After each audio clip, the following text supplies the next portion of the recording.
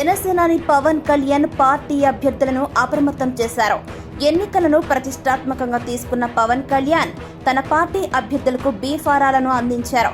ఈ రోజు టీడీపీ అధినేత చంద్రబాబుతో కలిసి పవన్ 2 ఎన్నికల సభల్లో పాల్గొనున్నారు.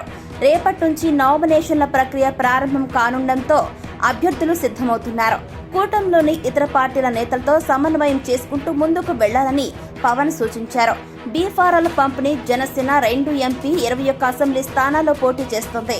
పవన్ కళ్యాణ్ పిఠాపురం నుంచి బరిలో ఉన్నారు. ఇప్పటికే చంద్రబాబు నాయుడు, పవన్ కళ్యాణ్ ఉమ్మడి ప్రచారం కొనసాగిస్తున్నారు. పార్టీ నుంచి పోటీ చేస్తున్న అభ్యర్థులకు పవన్ కళ్యాణ్ బీఫారాలను అందించారు. తొలి ఫారాన్ని జనసేన కీలక నేత నాదెండ్ల మనోహర్, లోకం మాధవికి పవన్ అందజేశారు. తనతో సహా 20 మంది ఎమ్మెల్యే, 2 ఎంపీ అభ్యర్థులకు బీఫారాలను పవన్ ఇచ్చారు. పాలకొండ నుంచి జయకృష్ణ వ్యక్తిగత కారణాలతో రాలేకపోయారు. అభ్యర్థులు నామినేషన్ల దాఖలు సమయంలో తీసుకోవాల్సిన జాగ్రత్తలను పవన్ కళ్యాణ్ సూచించారు.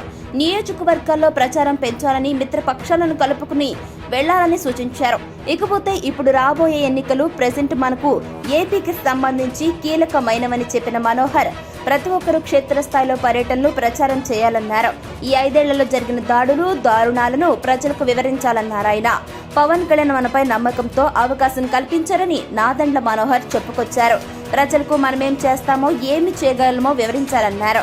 బీజేపీ, టీడీపీ పార్టీలను కలుపుకుని విజయమే లక్ష్యంగా అడుగులు వేయాలన్నారు. తప్పకుండా నవశకానికి నాంది పలికేలా అందరూ కలిసి పనిచేయాలని నాదెండ్ల మనోహర్ పిలుపునిచ్చారు. పవన్ నామినేషన్ పవన్ కళ్యాణ్ అభ్యర్థులు పోటీ చేస్తున్న నియోజకవర్గాల్లో ప్రచారం కోసం షెడ్యూల్ సిద్ధమవుతోంది. ఈ నెల 22న పిఠాపురంలో పవన్ తన నామినేషన్ దాఖలు చేయబోతున్నారు. టీడీపీ అధినేత చంద్రబాబు ఈ కార్యక్రమానికి హాజరయ్యే ఛాన్స్ ఉందని తెలుస్తోంది. ఇకపోతే బీజేపీ ముఖ్య నేతలు వచ్చే నెల తొలి వారంలో ఏపీలో ఎన్నికల ప్రచారానికి రానున్నారు. ప్రధాని మోడీ 2 సభల్లో పాల్గొంటారని సమాచారం. అదేవిధంగా అమిత్ షా, నడ్డాతో కలిసి చంద్రబాబు, పవన్ కళ్యాణ్ తమ ఎన్నికల ప్రచారం కొనసాగించనున్నారు. మేనిఫెస్టో పైన కసరత్తు కొనసాగుతోంది.